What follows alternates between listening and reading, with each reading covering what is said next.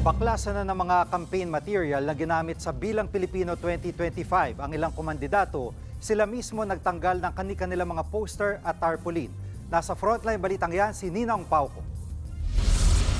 Mano-manong pinagbabaklas ng mga tauhan ng barangay ang mga tarpaulin na nakadikit sa mga barikada sa gitna ng kalsada sa Sampaloc, Maynila.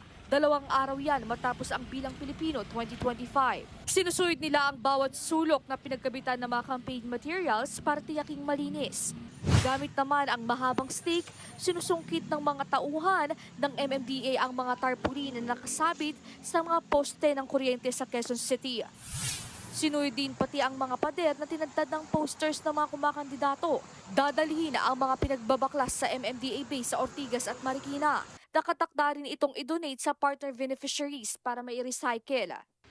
Sa Rodriguez Rizal naman, mismong si Vice Mayor Edgar Sison ang nagtanggal ng mga ginamit niyang posters matapos iproklama.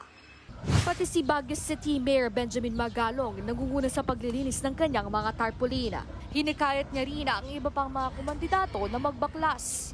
Pinangunahan din ni na Mayor-elect Edwin Olivares at Congressman-elect Eric Olivares ang pagbabaklas ng kani-kanilang mga tarpaulin sa Parañaque. Halos mapuno naman ang truck na ito nang pagtatanggalin ang naglalakihang tarpaulin sa Imus, Cavite. Tulong-tulong ang engineering team, City Environment and Natural Resources Office at Imus Task Force sa operasyon.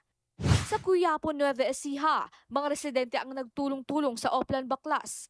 Ayon sa COMELEC, hanggang May 17 ang pagtatanggal ng mga ginamit na campaign material. May tuturing na election offense ang hindi pagsunod dito. Nagbabalita mula sa Frontline, Nina Ongpauco, News 5. Mga kapatid, Jiggy Manikad po, iba na ang may alam at may pakialam sa panahon ngayon. Para sa konkreto, kumpleto at komprehensibong balitaan sa Frontline, mag-follow at mag-subscribe sa social media pages ng News 5.